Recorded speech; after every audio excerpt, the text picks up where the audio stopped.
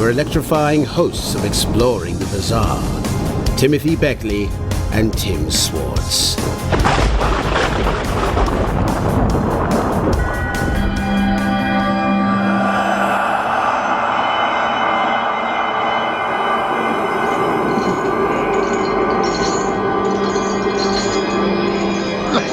Oh my! I'm so exhausted from dragging these chains. The chains you forged in life, Tim. It's all because of women in the paranormal, I would say.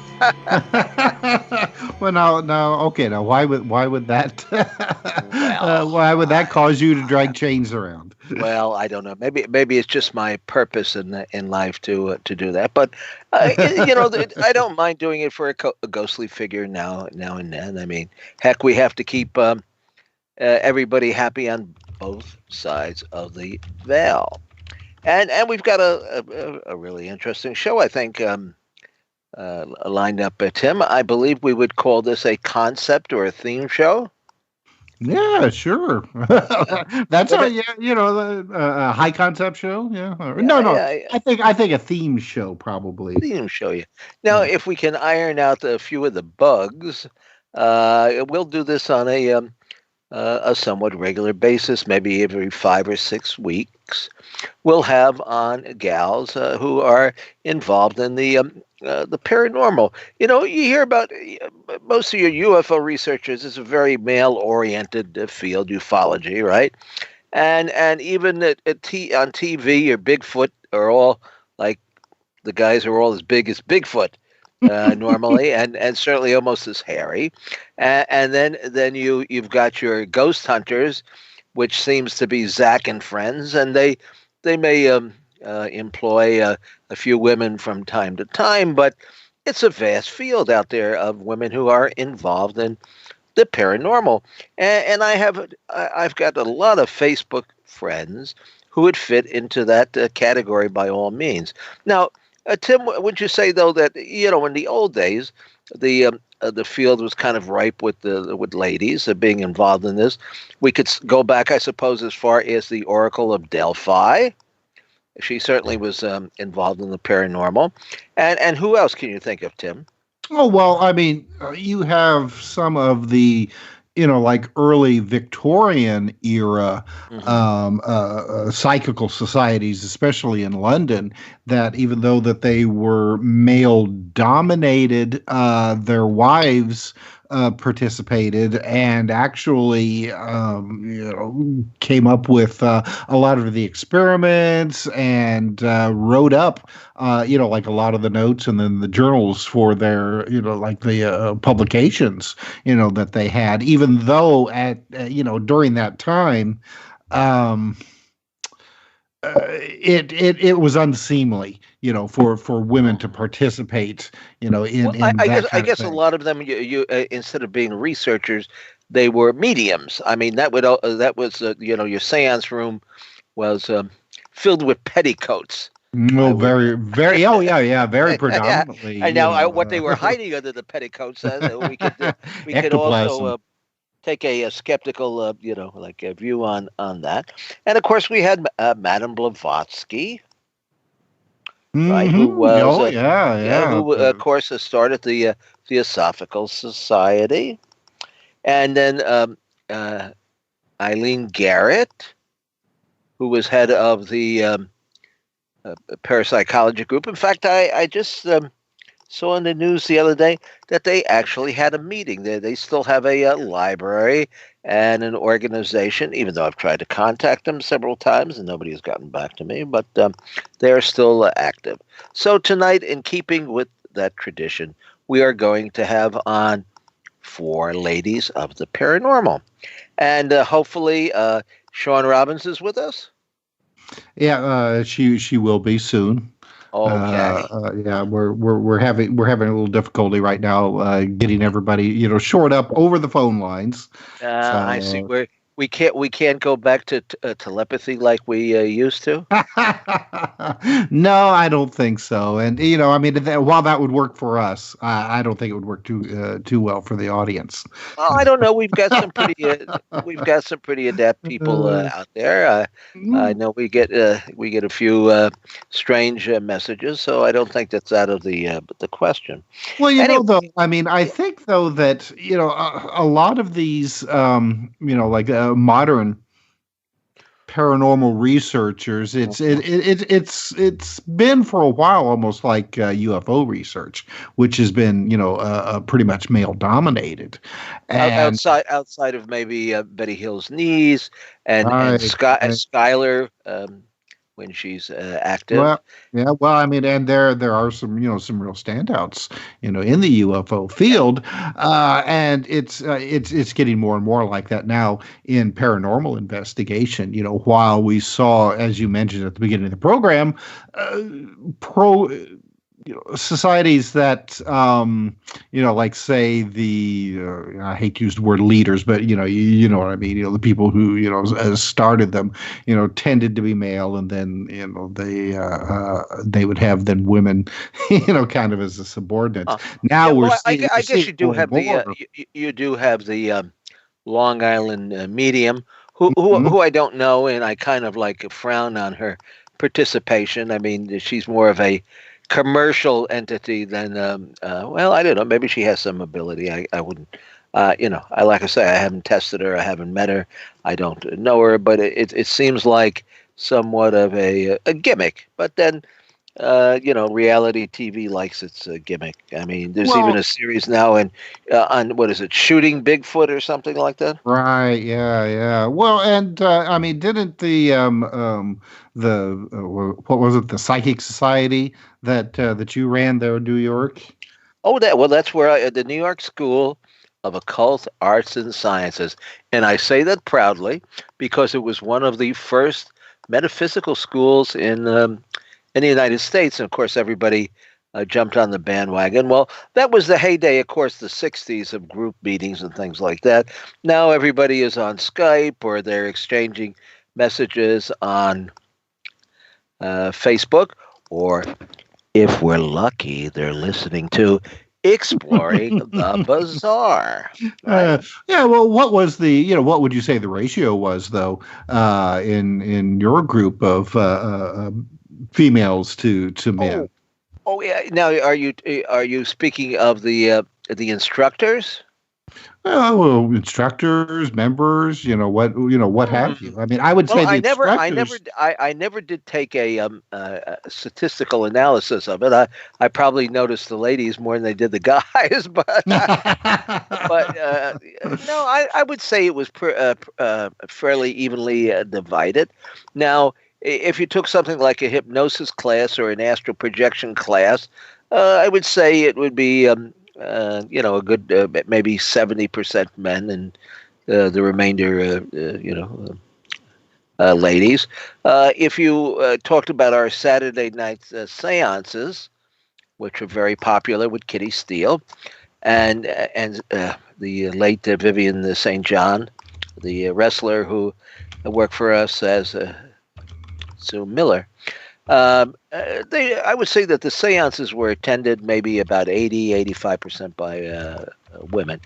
But I don't think it's because they have more of an interest in it. I think it's because maybe men are a little bit shy about admitting that they might be interested in that type of thing, Possibly. It's yeah. I mean, you have a situation all around where I think people, anybody, male or female, tend to be a little shy in admitting that they're interested or want to participate, in this in this the weird world of the paranormal. That never stopped us, though. No, I wouldn't say that it has. I mean, even in our program here, I would say, well, I wouldn't say we've been evenly divided. We probably had a few more men than we have ladies. Well, maybe I would say 70-30, wouldn't you? Probably at this point. I think that there are a lot of women out there who are very interested, in this type of field. And well, we'd like to get two of them on. We'd like to get two of them on right now. Yeah, hopefully that'll happen. But I think that a lot of them, they may not have an idea of how to go about it. Where to find these organizations, and and where they can find an organization that they feel comfortable, participating in. Well, I would say the UFO groups seem to be still. I mean, if you're talking about the audience, seem to be dominated by men. But then again, the groups that I have visited with, they haven't had a exceedingly large crowd, so it's kind of hard to say, overall. And now with the podcast and the expanded radio shows that are on the subject, it's kind of hard to say who is listening actually, because we've got hundreds, if not thousands, of people. I was going to say turning their dial, but that doesn't happen anymore. What do they do? Streaming in? That's right. Just go to the website like this one and stream your information in.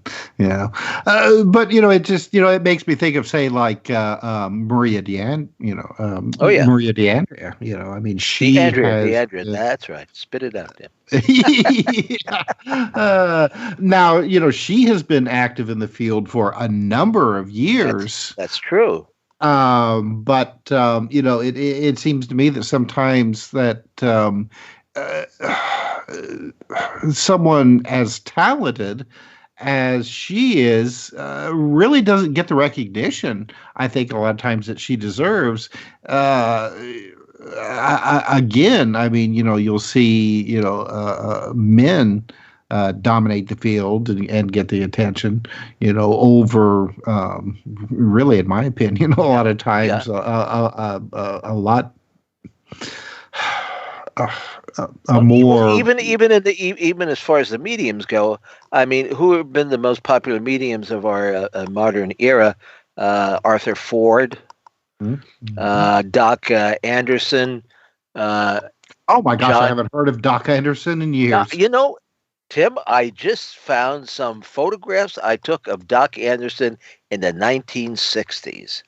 He was down in, I forget now, North Carolina, Louisiana, somewhere there. Me and my buddy, Baby Jerry, who put out he was a comic book artist, and we went down for a outdoor rock and roll festival, and he insisted on stopping in and seeing Doc Anderson. And so I took a roll of photographs, and the photographs are in black and white, and they're all rolled up. I tried to put a couple of them on the scanner, I mean, probably the only photographs. I haven't seen any photographs of Anderson on any of the, but he was pretty popular. Then there was also Edward Snedeker. He was used to come down to the Occult Center when we were in the basement under Fifth Avenue. And he was big on healing horses or something. And he could predict, he was your horse race guy. I mean, that's kind of strange, but not really. And then there was Daniel Logan, which you don't hear anything about anymore. He was very popular at the time. And then someone that I've actually been in communication with, and I've tried to get him on the program, but he's over in England, and I don't know if he'll ever come on the show. Do you remember Matthew Manning? I do, yes. Yeah. Well, Matthew Manning had this ability. He was kind of like the Uri Geller. I mean, he could bend spoons, he said. Well, one of the interesting things that I saw, he came and visited us at the Occult Center. Oh, I know he was the one that was a composer. He could compose music like a lot of the dead, artists like Beethoven and Mozart and stuff like that. And hey, Tim, I hate to interrupt you here, but I see now that our two guests, the first hour, are now online with us. So shall we go ahead and bring them in here? I think so. We have Shaun Robinson. So there's Shaun. Hi there. And how are you doing tonight? Well, I'm doing fine. And how about yourself? Well, I am doing even better because I am on the phone with 3 people who are truly inspiring Well, there and you good go. looking. And you don't well, even yeah, do you see my photo on there? I don't know. Well, I do Uh, remote viewing. I could I actually don't tell need a what you're photograph. wearing. That's right. Oh, well. And then we also, in addition to Shaun Robbins, we have Jen DeViller. Is that the way you pronounce it, Jen? It's actually de Villiers, but pretty close. But yeah, we try the best we can here. Anyway, I wanted to start out with I wanted to start out with Shaun. I've known Shaun since a long time, a long time. The 60s, 70s, I don't know. Time marches on, you know. Um, when I first met Shaun, she came down to the Occult Center, and we had our classes and workshops and readings and things along that line. And at that time, Shaun, you were working as a medium with the late Hans Holzer, correct? Absolutely. And And Hans he was the original ghost hunter long before anybody else. How did you meet Hans, and what exactly did you do with him? Okay. Actually, how I met Hans, I was in the government in the 1970s. There was a program called the Stargate Project. And I was one of the first 3 psychics, along with Uri Geller and Malcolm Balfour, that were recruited by the CIA to spy on the Russians and ultimately work with naval intelligence to find submarines to save our country from war. And Hans, heard about this, even though it was supposedly, an ultra secret project. And he felt that if, I worked with him, besides working with the government, that my abilities might be useful in investigating haunted houses as well.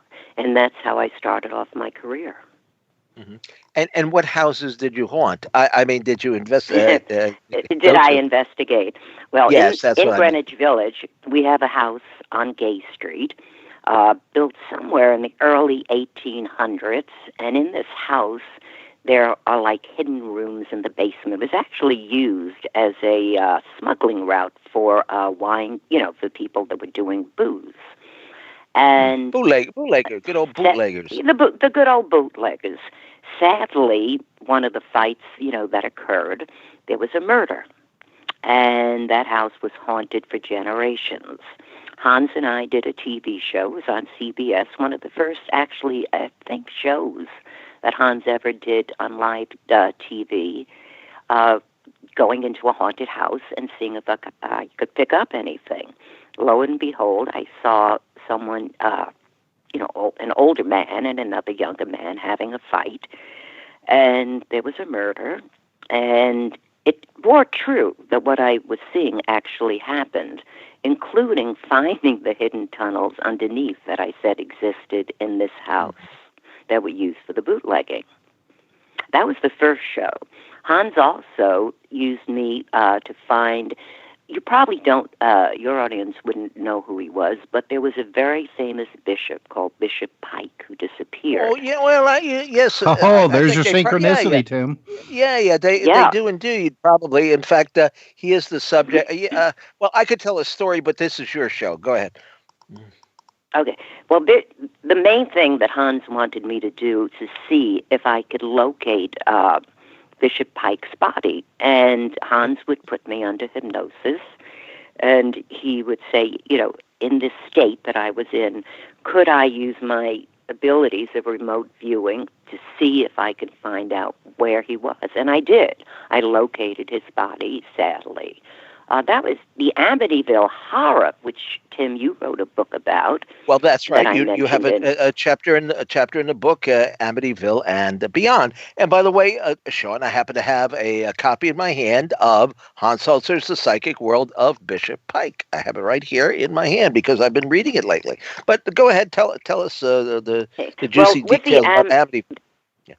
Hans was very much interested in this. And actually, something that your audience doesn't know, and something, Tim, you don't remember, but I do. Tim and I were in a car, and we were, this was about, I think, within about a year after. We were in a car with a few other people, actually, with two other people, because I remember, Tim, I don't expect you to remember it. We were going out, it was an evening, trying to see if we got ourselves any vibrations from the house. We didn't. Shaun, unfortunately, I'm going to have to interrupt you here because we are at our bottom of the hour break. So when we come back, we will continue our conversation with Shaun and Jen on exploring the bizarre.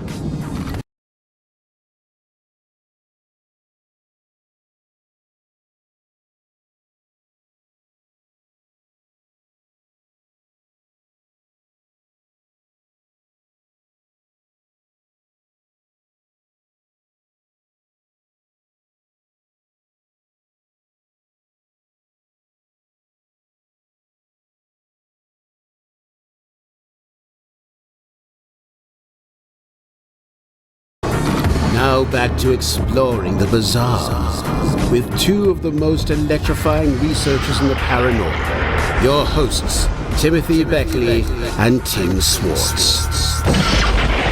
And welcome back to Exploring the Bizarre. And tonight we're talking about women in the paranormal. And we have with us right now Shaun Robinson. And Shaun, I'd like you to continue your story, which unfortunately I had to interrupt because we had a break to go to. And so please, continue. Okay. The first thing is, being that I do remote viewing, Tim, the other Tim, is going to blush. Okay, after Hans Holzer interviewed me under hypnosis about the Amityville Horror, I think it was a year later, Tim and I and about two other people wanted to go out to Amityville to see the house itself and also for me to get impressions. We were riding in the car. We were about, I'd say 90% there. The car started to make unusual noises. And I think Tim was driving. The steering wheel itself seemed to be going in another direction. Everyone in the car must have been me. Out. Yeah, it was you. It was absolutely you, Tim. And we kept saying they don't, want us to go there. They don't want us to see what happened. It was almost like some force was stopping us from getting the last mile, so to speak, to the house. And we decided that moment to turn around. The minute we turned around, the car acted normally. Now, one could say that this was a paranormal experience. We were very imaginative at that time, or there really was something in that house that caused it to be haunted, and the Feo family or whatever did not want us to see the house. So we never got out to see it. And now, Tim, hopefully you can remember, because I do, because it's a story, an event in my life I'll never forget. Well, we just, of course, we just did this book on Amityville and beyond, and you did do a, I guess, even though we didn't make it to the house per se, you did do a reading on the house for Hans, right? Yeah, absolutely, and. Yeah. One of the hardest things about being a psychic is that when you work on, let's say, murder cases with the police, you pick up the vibrations of the victim and both the murderer.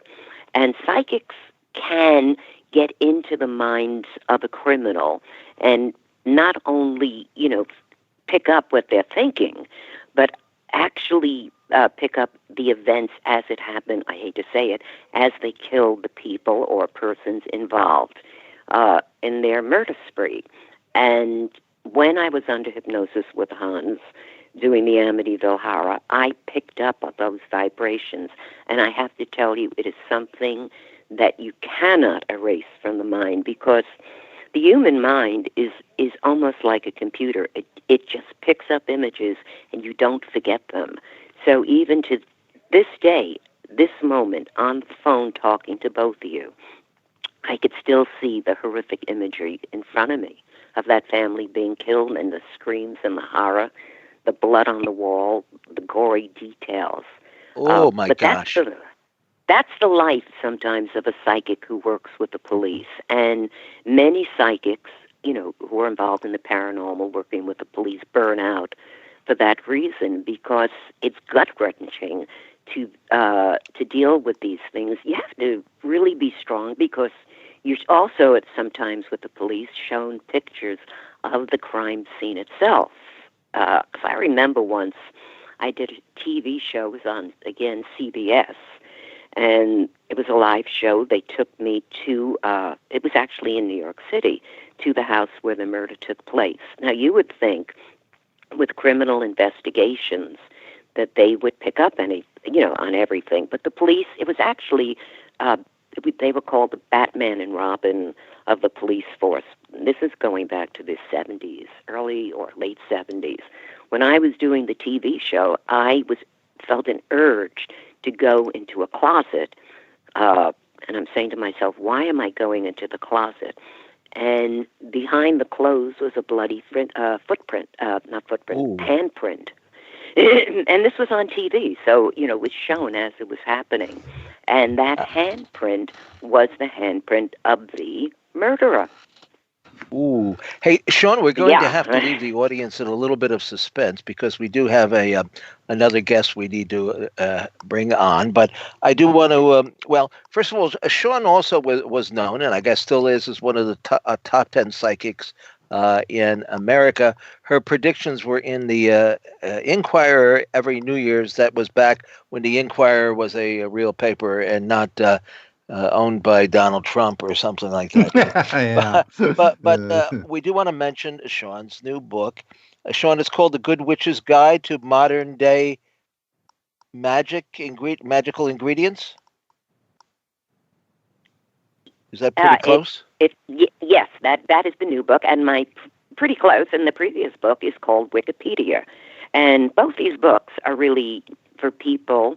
Well, the second book is really great because it's holistic healing, and it lists herbs and in various things and how to heal your mind, spirit, and soul with these magical ingredients that you have in the kitchen.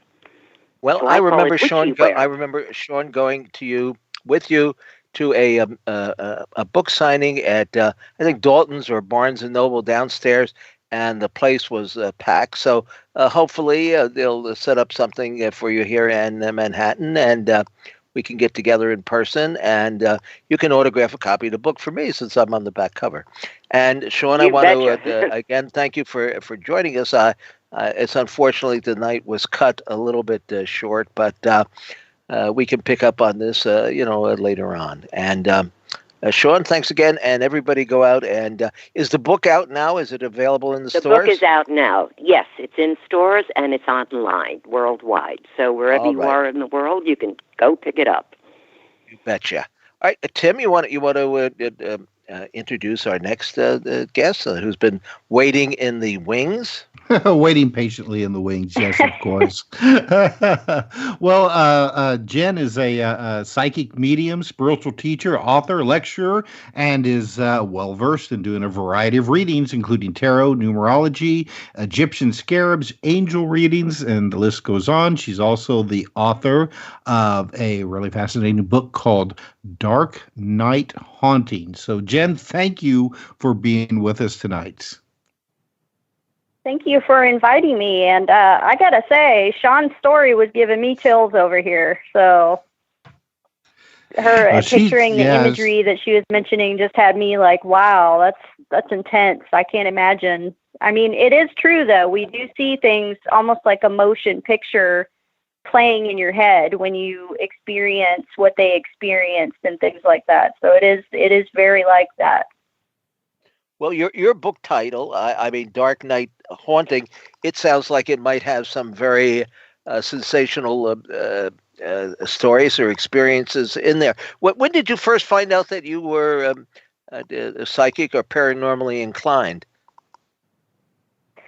Well, for me, it started around the age of 8. I saw my first shadow person, I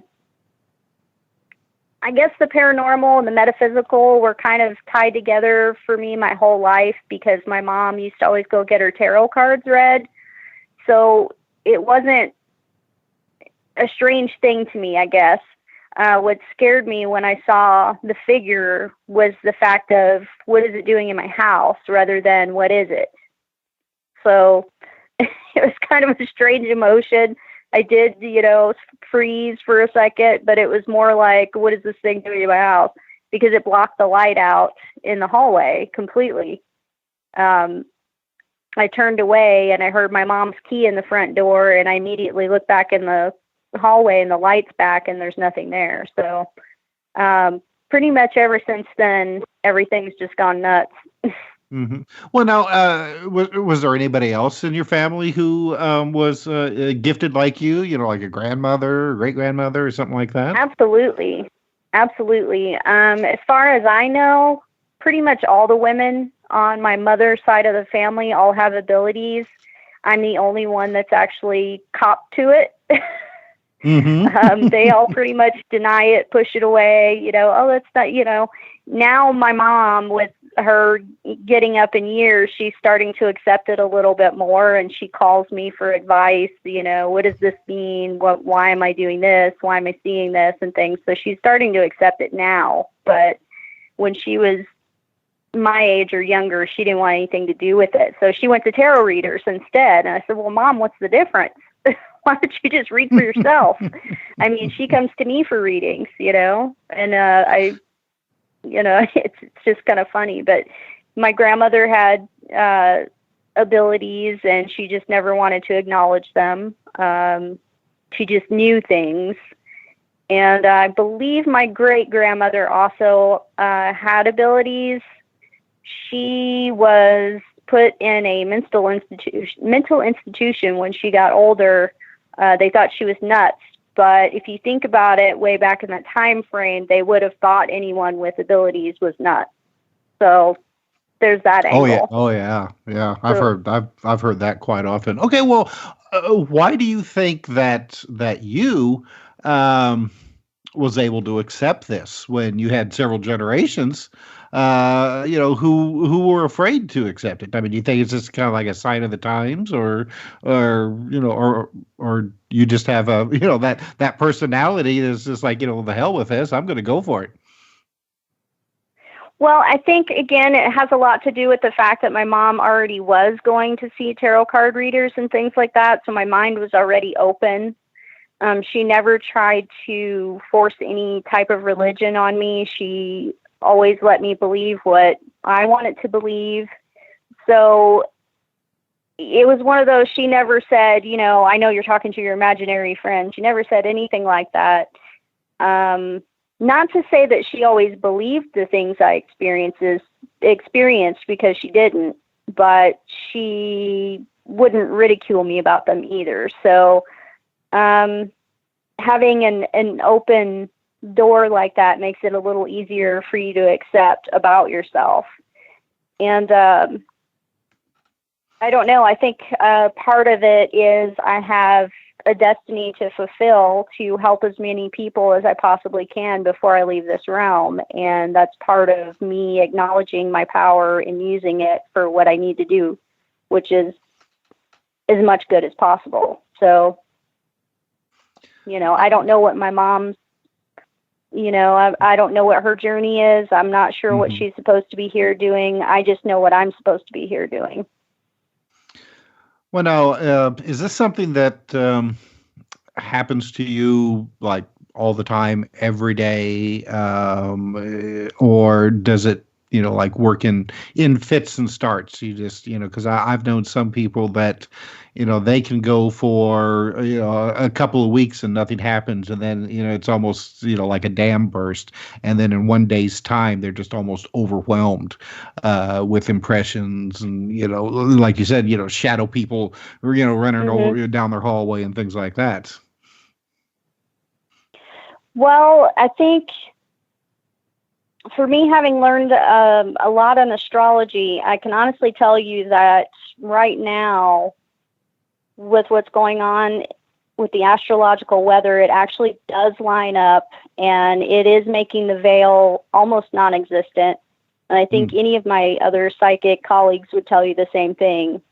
The veil is super thin right now. So there's a lot of people that have never experienced anything that are contacting me and saying, Jen, what's going on in my house? I'm like, welcome to my world. But for me, I kind of keep my home as a fortress. So I do have boundaries up, and that's not to say that nothing ever comes through. But typically what comes through is like somebody just literally walking through, because they have no sense of, oh, I'm walking through a wall or whatever, because they don't care. They just walk right through. And I've had it happen to me plenty of times. In the middle of the night, you see somebody walking through and you're just like, oh, okay. For me, it's normal. But it's kind of random. Do you have guides? Do I have Spirit guides? Spirit guides? Yes. Mm-hmm. Absolutely. Yep. And these are regular entities that come through to you now. Now, where are they residing? Are they in another realm, or in the Summerland, or another realm? Yeah. They're well, Wiccans would call it Summerland. Christians would call it heaven.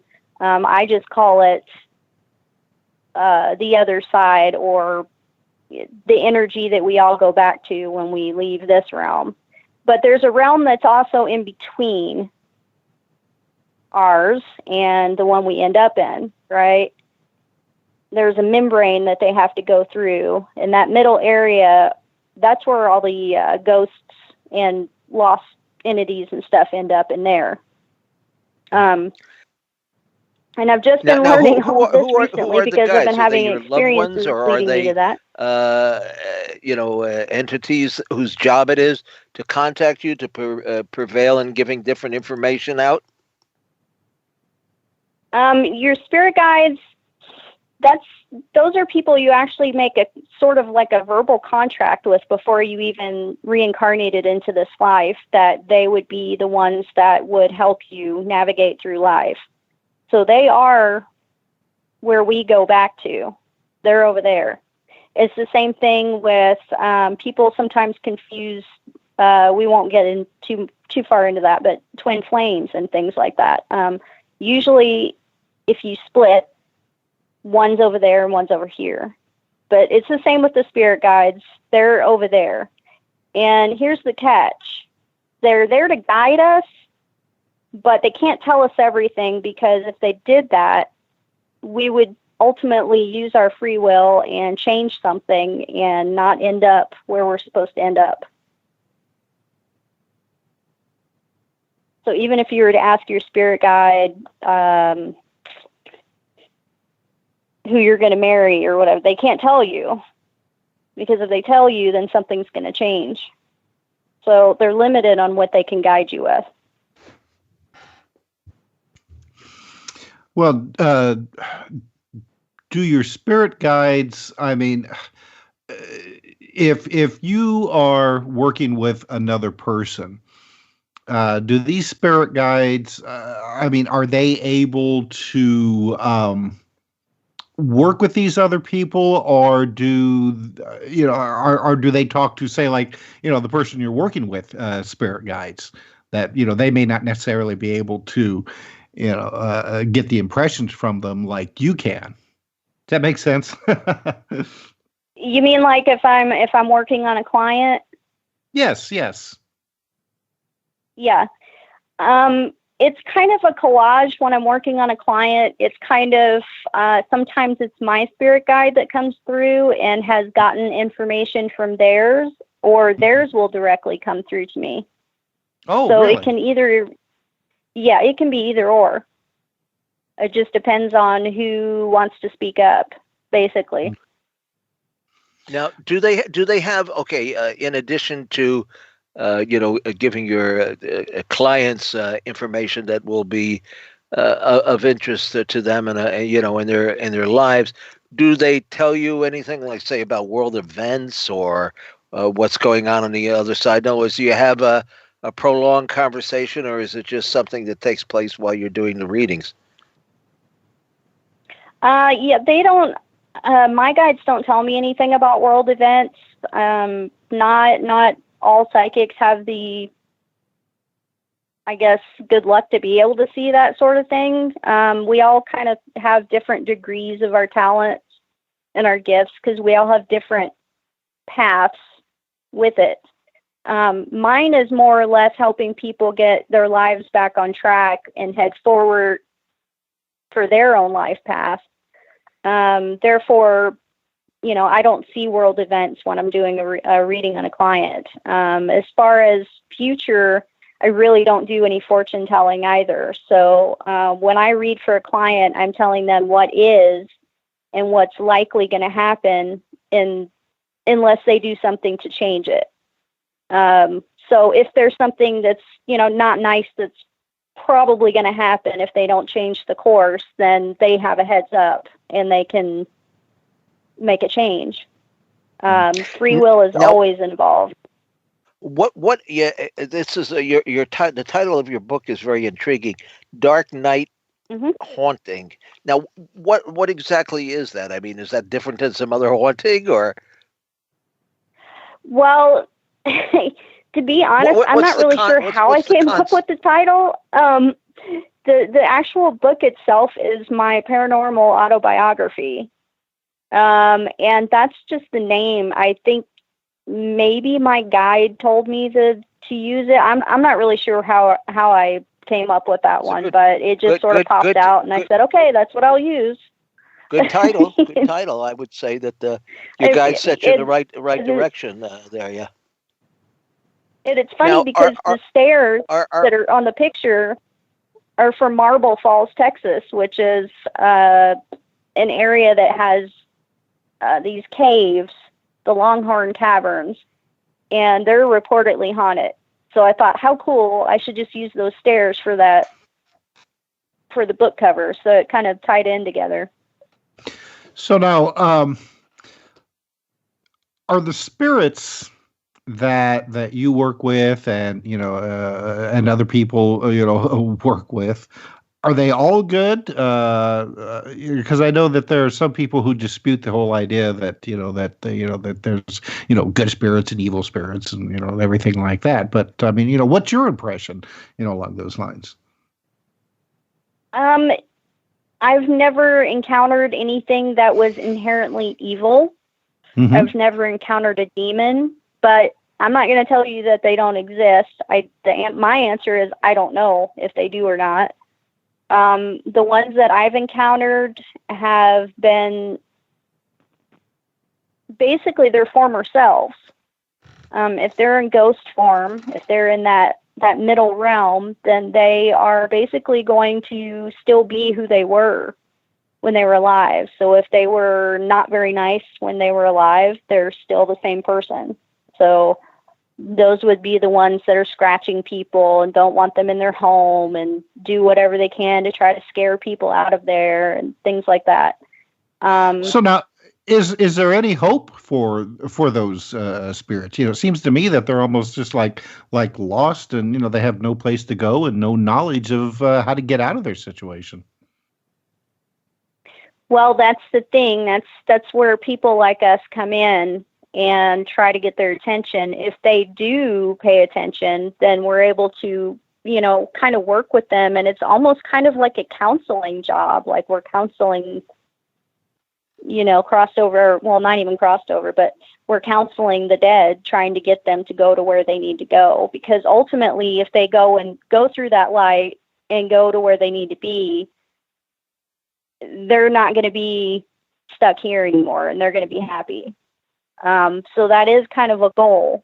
So when I say that I'm helping people, I'm telling you that it's kind of stretches across boundaries and realms. I'm trying to help as many souls as I can. So that kind of includes our realm and the next realm. Mm-hmm. So now, if our listeners want to contact you or find out more about you, how can they go about that? Very easily. I have a website, JenDevilliers.com. That's JenDevilliers.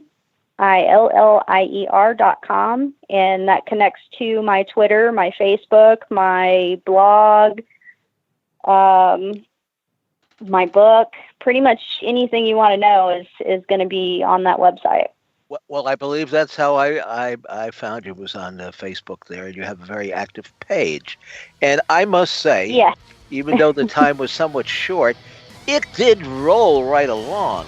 I mean, I want to thank our first two guests of the evening, Shaun and Jen. And I hear that guy in the background, Tim, who's going to take over and annoy us once more.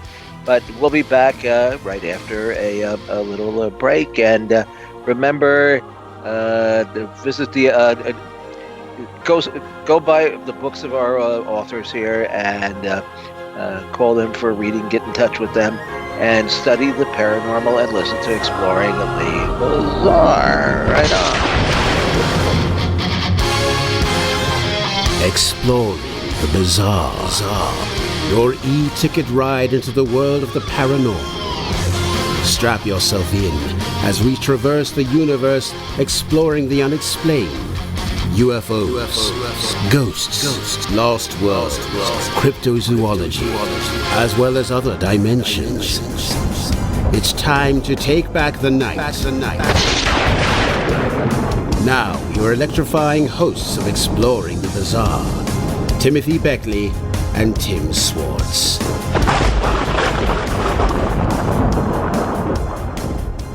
Wow, Tim, the night has been rolling along. Well, I think this is the first time outside of our tribute to Brad Steiger and our Gala Christmas show, where we had so many people hanging on the tree there, that we've had four guests on. But, you know, there are so many ladies now involved in the paranormal. I wanted to have on, quite a number of them. In fact, I think I said earlier, I want to do this kind of on a regular basis, not to leave the gentlemen out either.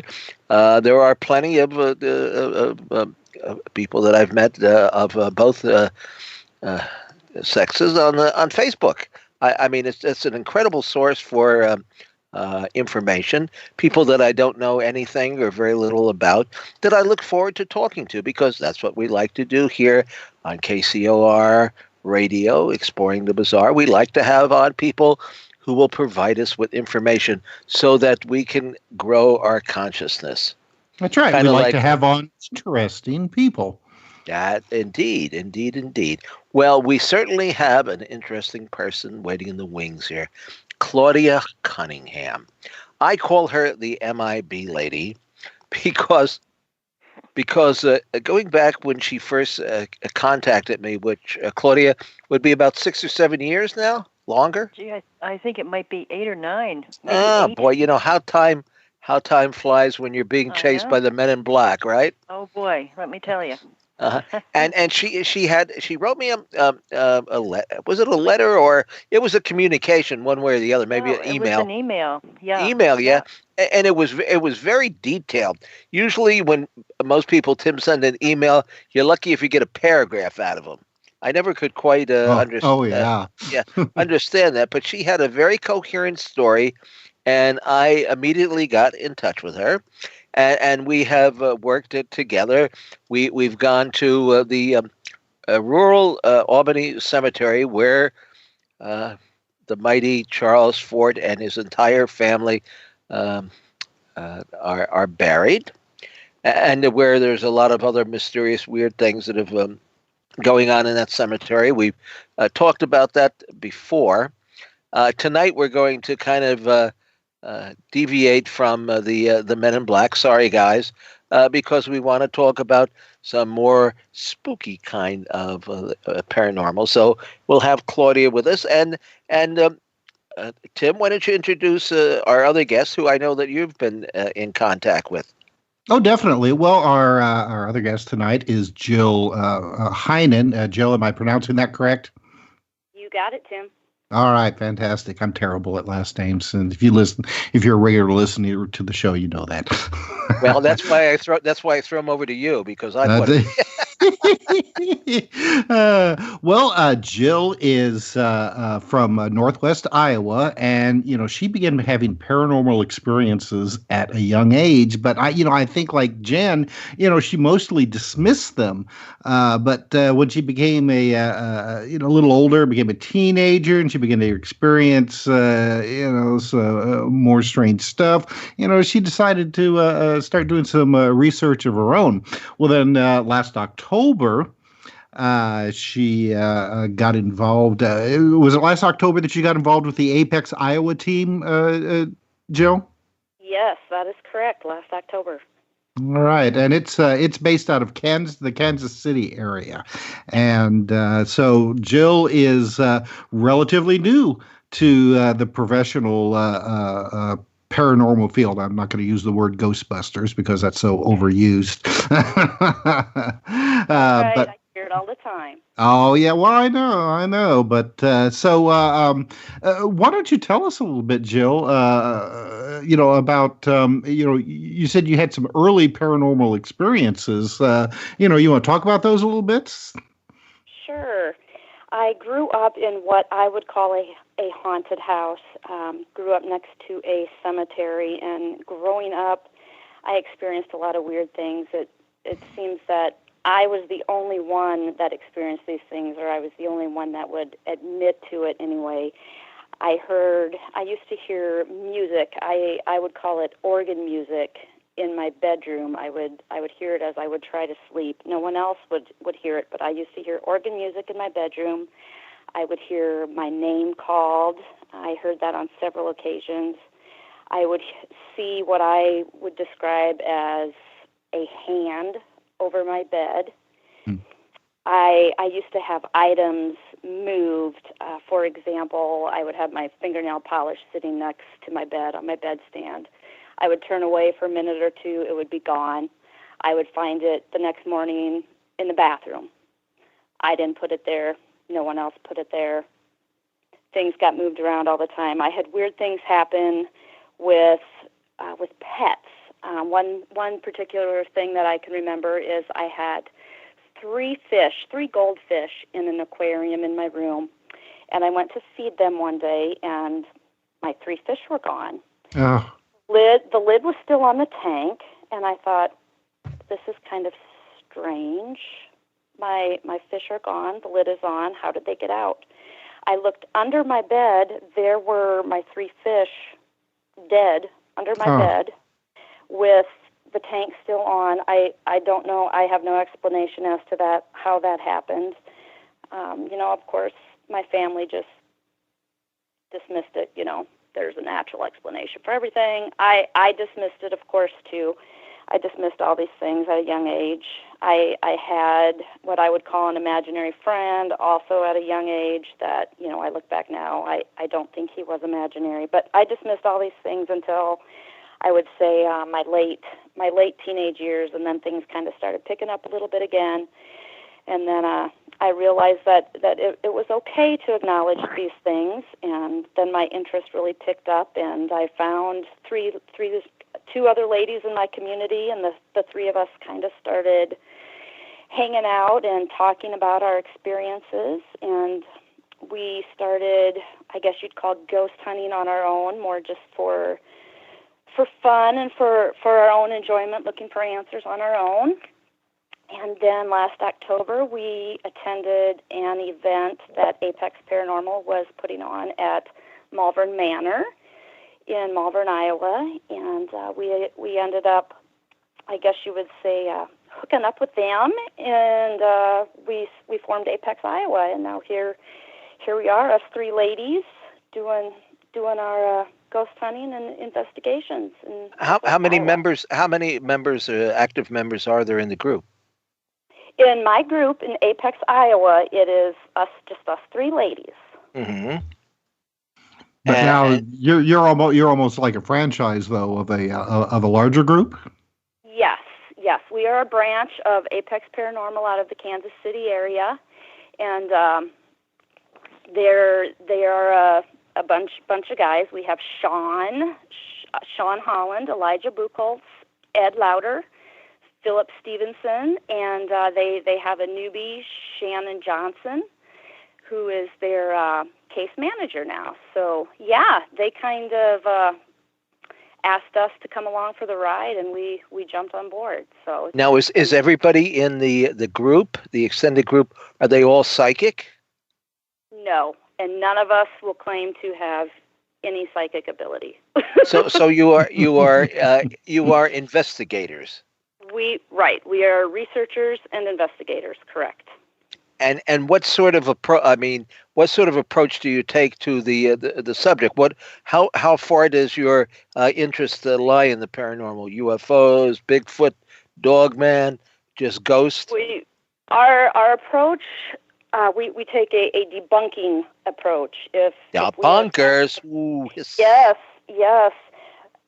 Very, very rarely are things actually paranormal. Most things can be explained away. So if my team, Apex Iowa, for example, if we are called into a residential case, we will go in looking to debunk and find a natural occurrence first. That's what we set out to do, and we will be very frank about that. So we go in looking to debunk and find natural explanations. The Apex Kansas City team does do some, they call it squatching. They go out and look for Sasquatch every year. I have not been a part of that. I'm not sure I want to be a part of that, but my Apex Iowa group is looking to maybe branch out into some UFO, looking for... Yeah, they all seem, I mean, we've concluded here, being the big believers that we are, that there seems to be a connection between all these different subjects, that it's all part of some giant the matrix, the bubble, portal, what have you. Right, I would agree. Now, have you investigated anything that you haven't been able to explain? Yes. Yes, we have. We have had some very interesting situations. Well, go for it. Okay. I would say, let's see. I would say the best was we were on an investigation here last month.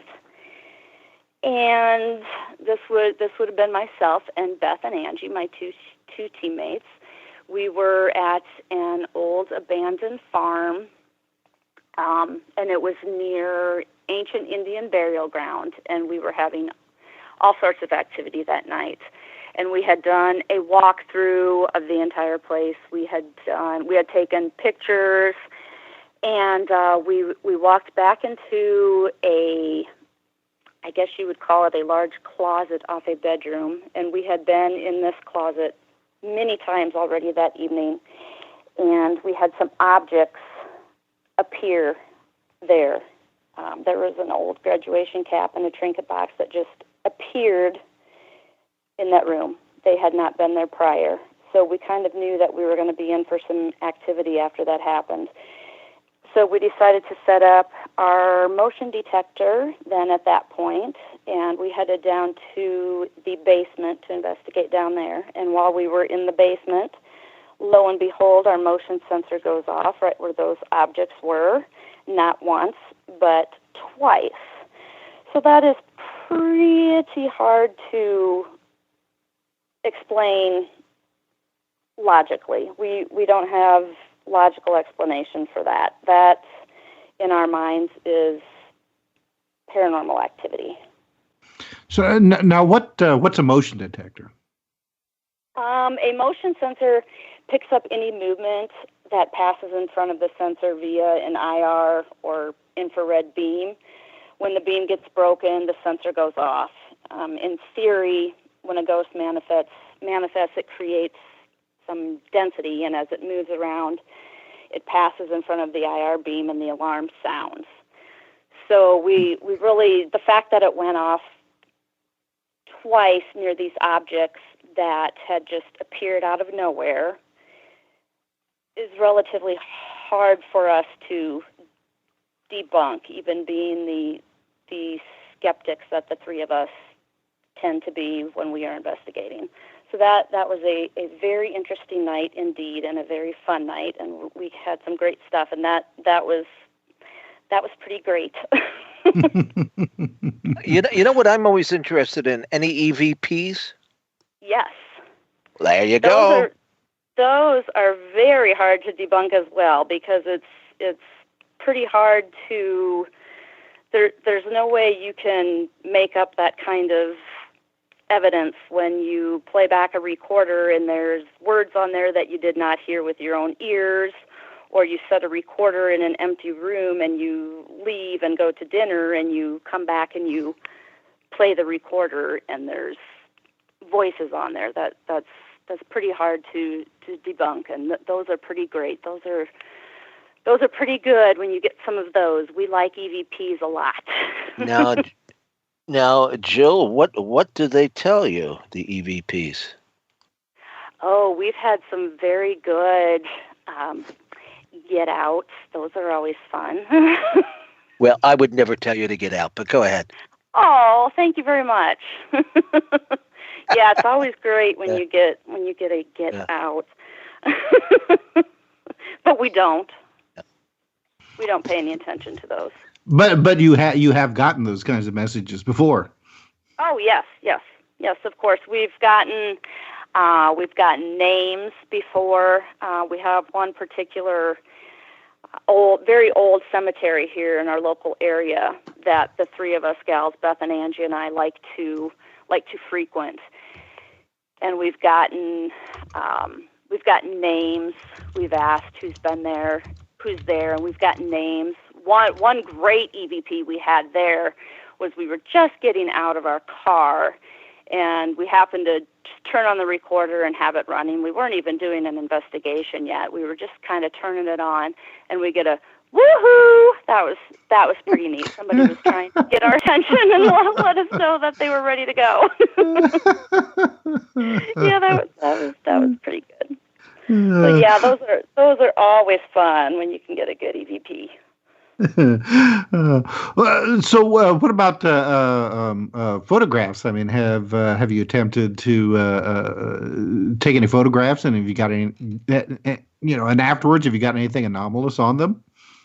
We haven't really had much as far as photographs. You get the occasional what you would call maybe an orb, but we're not really a big believer in orbs in photographs. Good for you. I'm happy to hear that. I see way too many photographs of digital dust specks, and people are like, oh my God, it's an energy, ghostly energy field. Let's not be so critical, because people can tell the difference between look at some of the photos that Tom Dongo has shown us that we published in the. But those are different. Yeah. Those ones, yeah.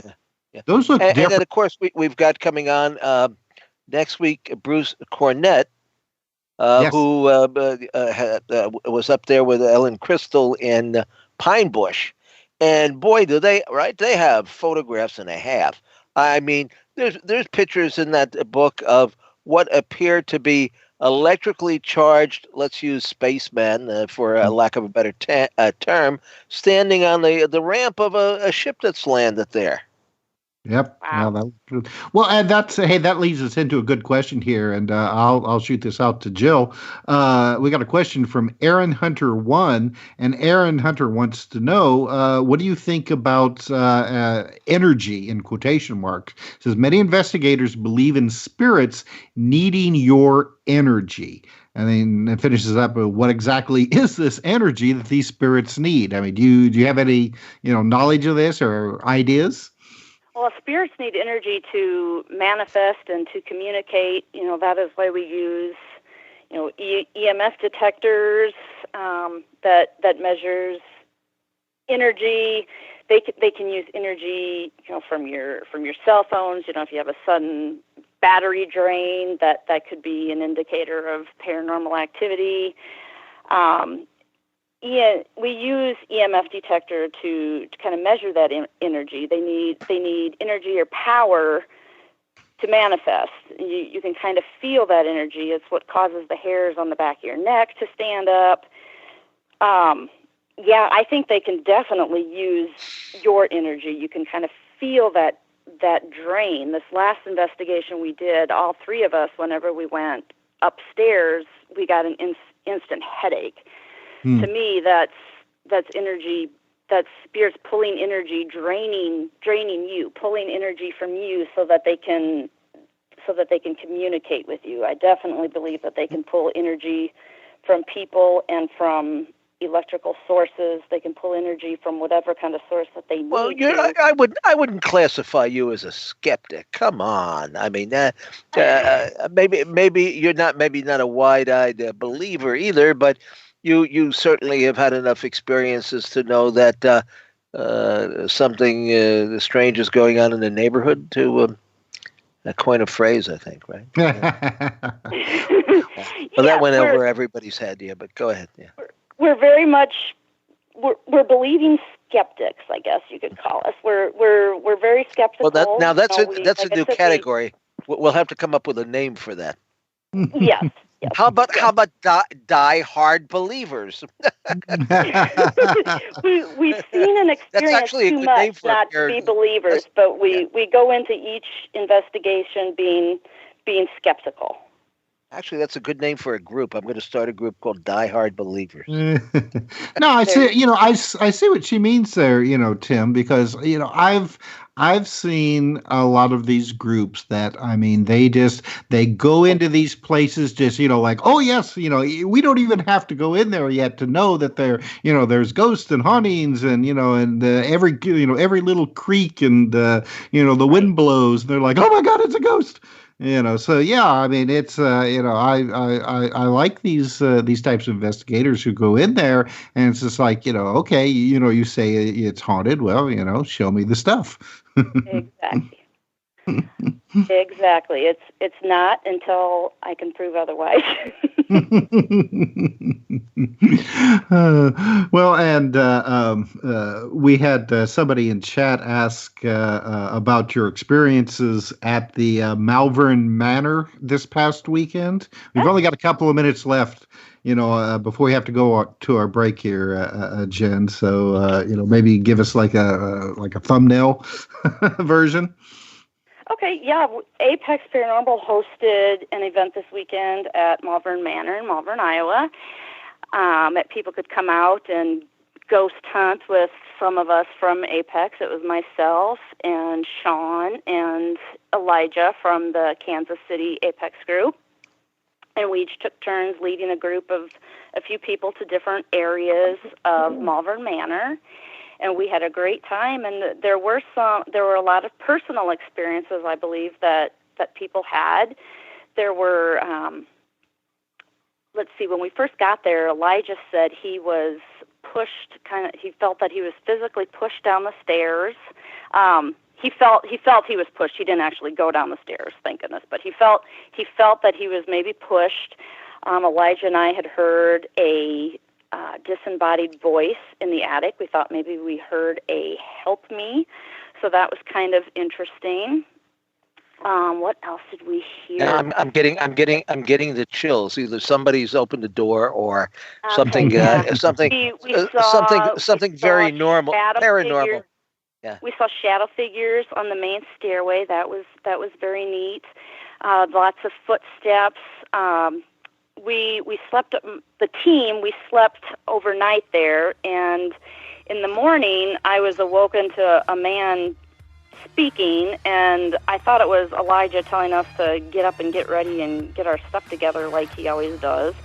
But I got up and got around, and everybody was still sound asleep, and Elijah said he had heard it too, so that was kind of interesting. All right, Joe, we got a break, and we're going to come back in a few minutes, and we'll have Claudia Cunningham, the MIB lady, with us. Yes,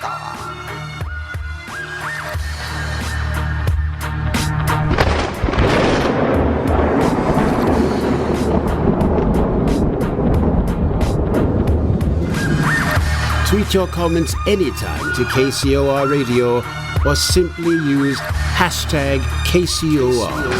Even better, Jump in the live chat room and share your thoughts with the show at kcorradio.com. Now back to exploring the bizarre with two of the most electrifying researchers in the paranormal. Your hosts, Timothy Beckley and Tim Swartz. You know, Tim, some days the only exercise I get is jumping in the chat room. I swear, I'm glued. Get what you take. I'm glued to the seat here. I've been here for like 10 hours, but I'm going to be glued here for at least another half because I'm bringing on one of my favorite ladies in the world of the paranormal. I call her affectionately the MIB lady. I don't know if the MIB call her that affectionately or not because she's always on their tail or trail. But it's Claudia Cunningham talking to us from upstate New York.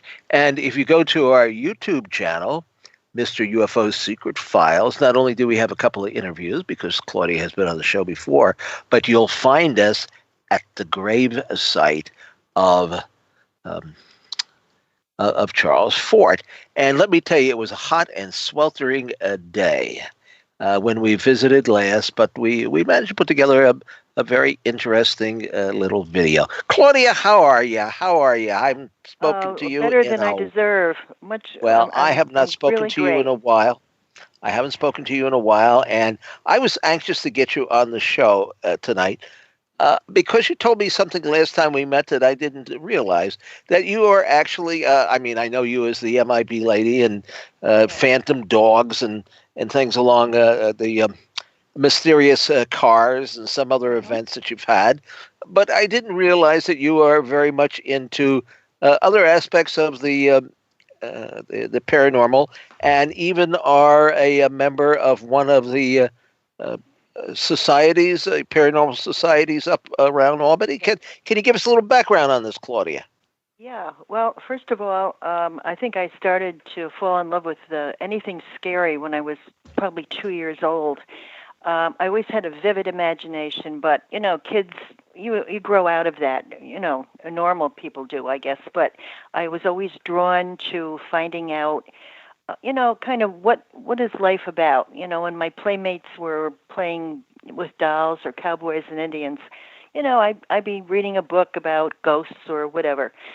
But it wasn't until I was 40, I'm giving my age away now, that things really started to happen to me personally. And I kind of believe what John Lennon said. He said he believed in spirits and UFOs and the Loch Ness Monster. He says, I believe in everything.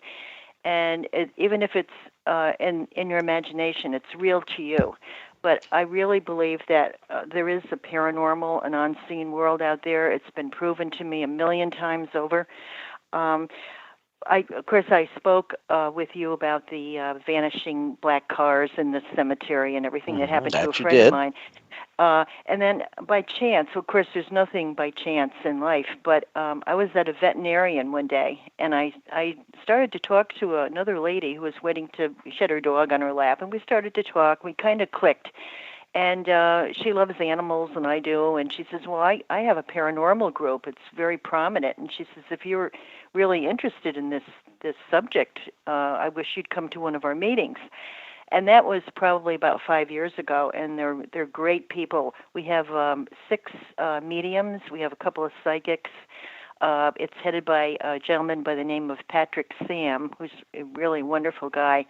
He actually saw his fiancée appear to him, full-body apparition, after she passed away.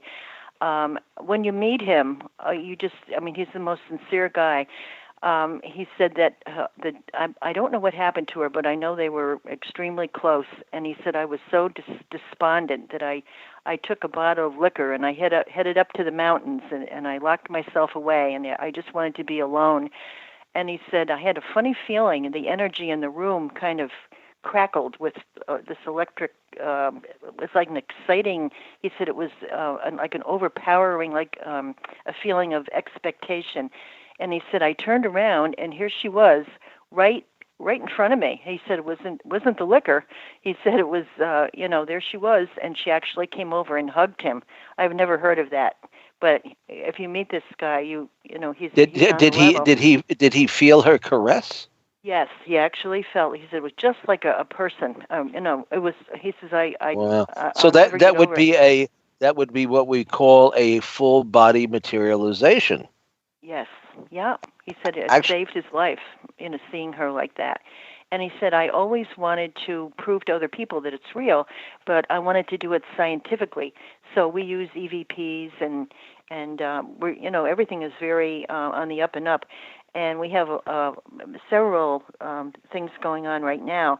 One field trip we're going to, I think I might have mentioned this to you before, is the Beardsley Castle, and that's out in a town called St. Johnsville, New York, which is out near Utica, New York, the western part of the state.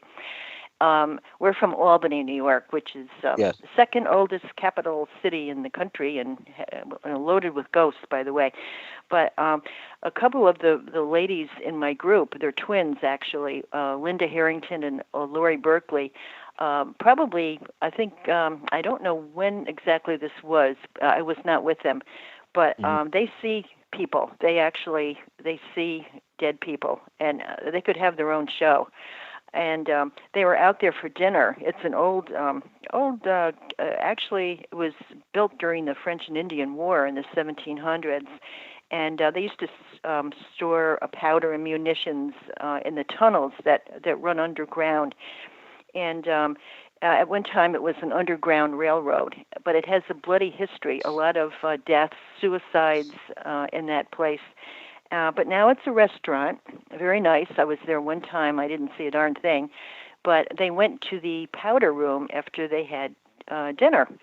And they were combing their hair and kind of talking, looking in the mirror. And the door opened behind them. And here were these two young girls, about 15 years old.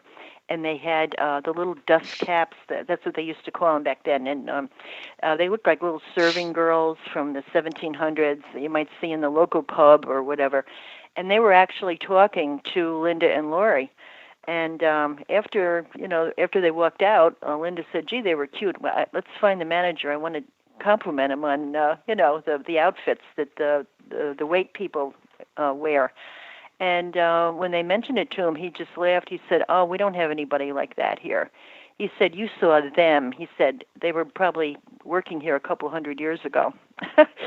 So we're going to take a field trip out there, hopefully this summer, with our EVP. People hear footsteps and whispers. I think it was 3 employees once heard a very loud, like a chilling scream that reverberated through the castle, and somebody pushed them down the stairs. So it doesn't sound like anything good out there. I don't know. Possibly poltergeist activity. I'm still trying to figure out the difference between a spirit and a poltergeist. Well, we've come to lump everything together. If you've listened to any of the shows where we've had on Paul Eno, he considers them all parasites. And of course, a lot of these spirits and ghosts are not what they claim to be. I mean, they can tell you anything if they want to tell you anything at all. And he thinks some of them are operating in another dimension or another realm, and they come through in this portal, and they feed on the energy of the people around them. If you're scared of the ghost or the spirit, they just seem to love them. That it makes them more powerful, and they'll come at you with more glee and vigor than ever before. In fact, Paul said one time he had an exorcist, a priest, in a house that was really haunted, and the ghost the spirit poltergeist came back a couple of weeks later, and he finally got. Remember this, Tim? He finally got the poltergeist to go away by reading from a joke book. Yes. And so he says sometimes a teddy bear is just as good as a cross. And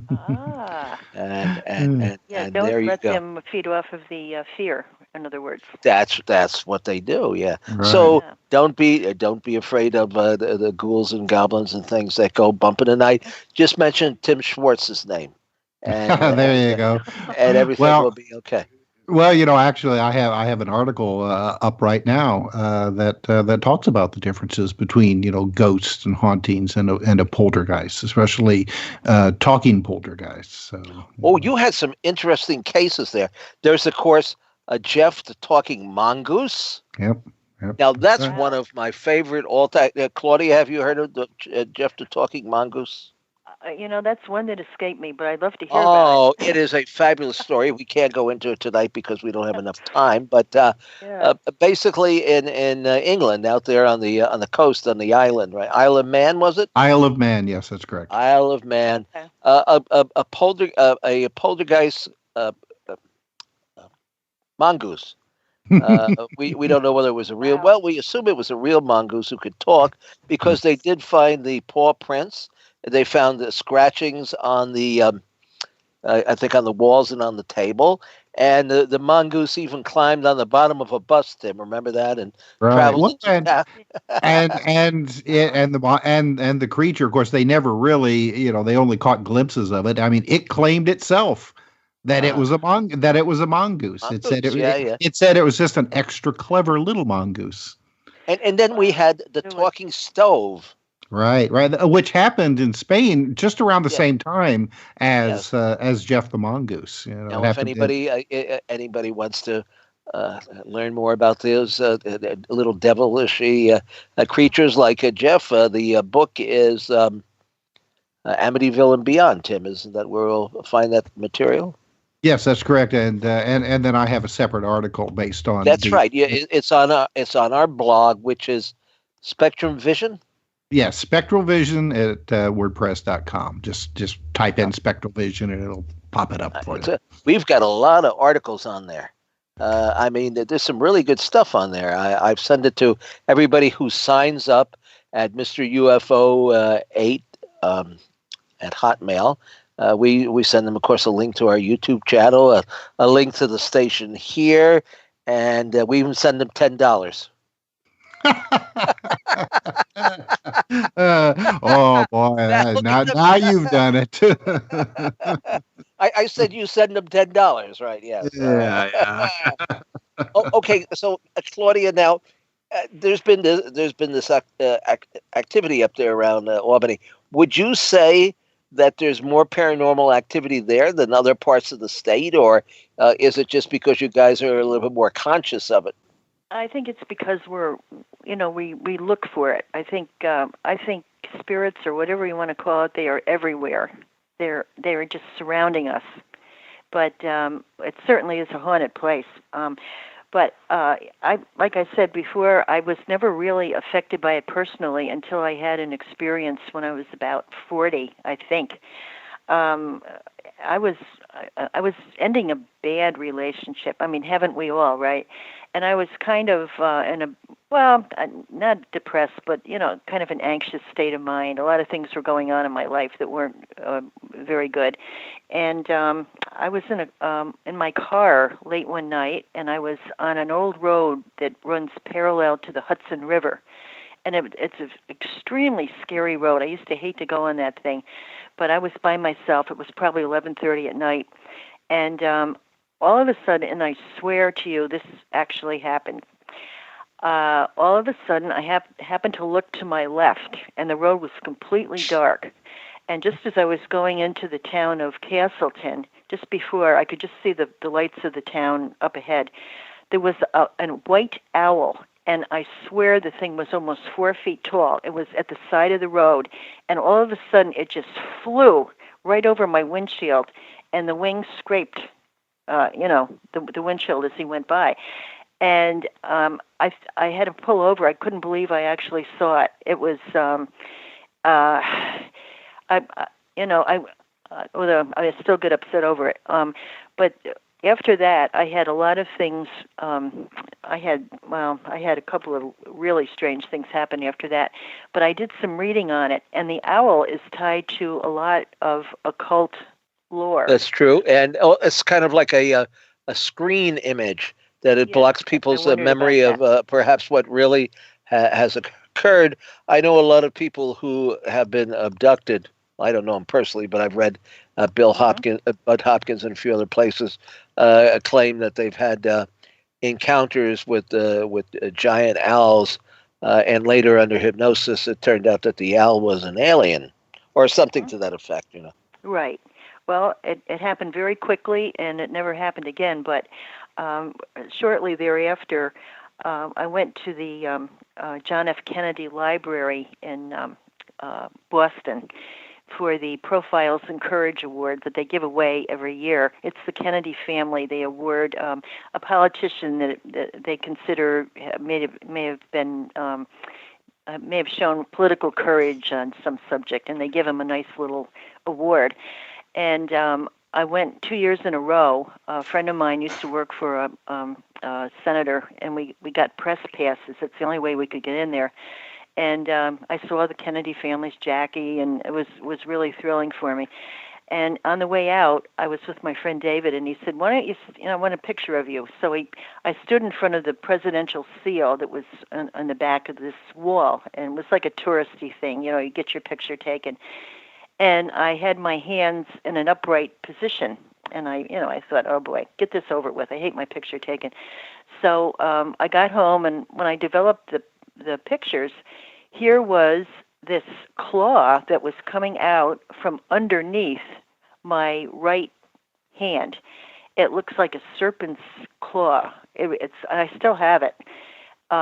It was the most horrifying thing I've ever seen, and that was after that owl thing. So whatever that means, I have no idea. I've had a couple people look at it. One said, "Well, you're a healer. That's what that means." Another one said that a lot of people are experiencing that phantom pictures where spirits appear, and it means something, arcane, something that maybe isn't quite visible to the person for a while.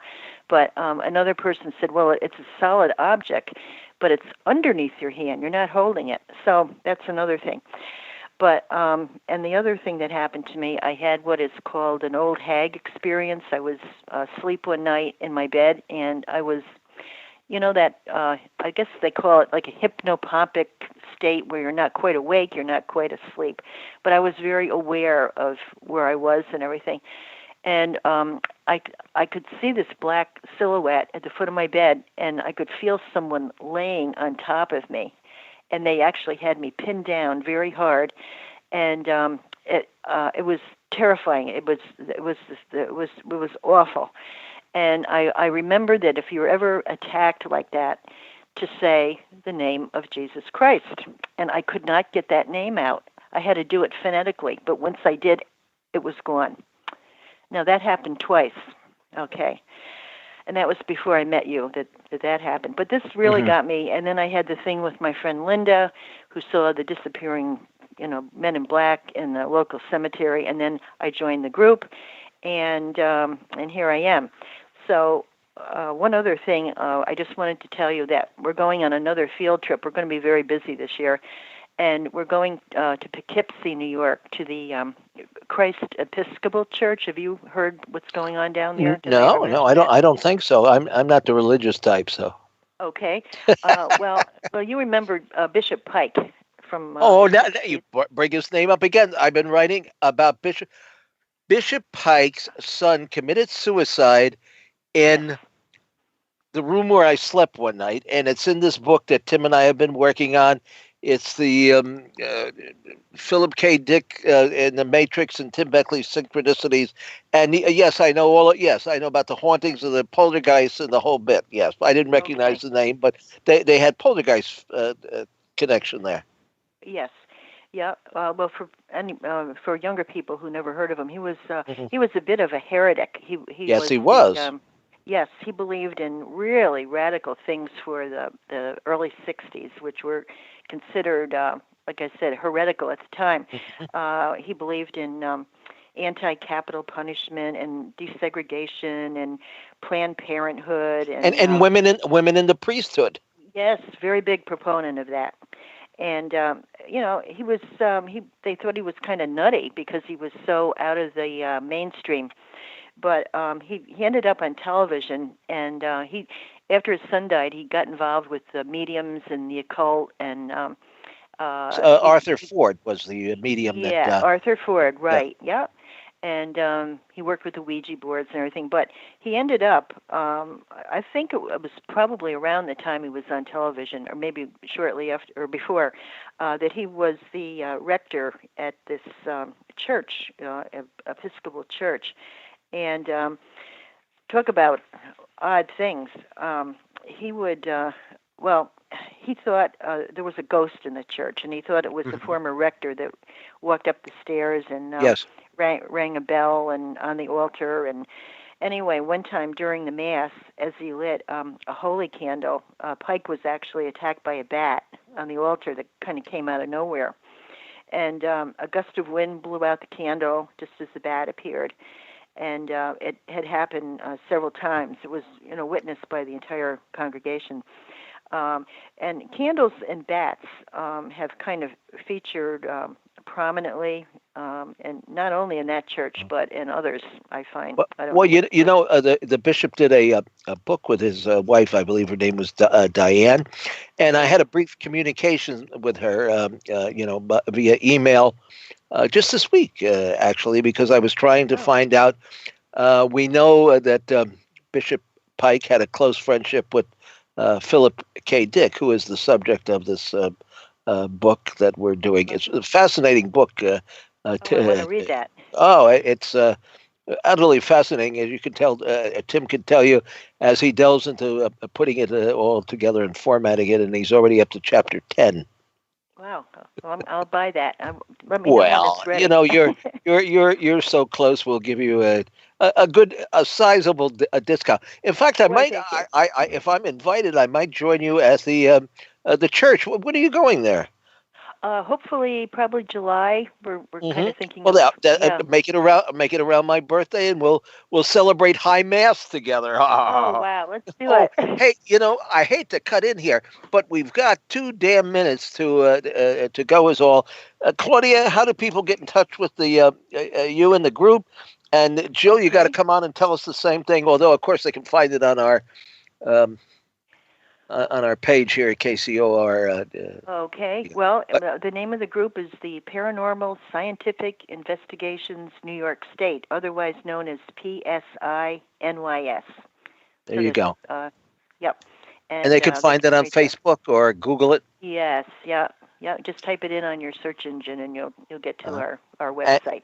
And Jill, what do you have to offer our listeners?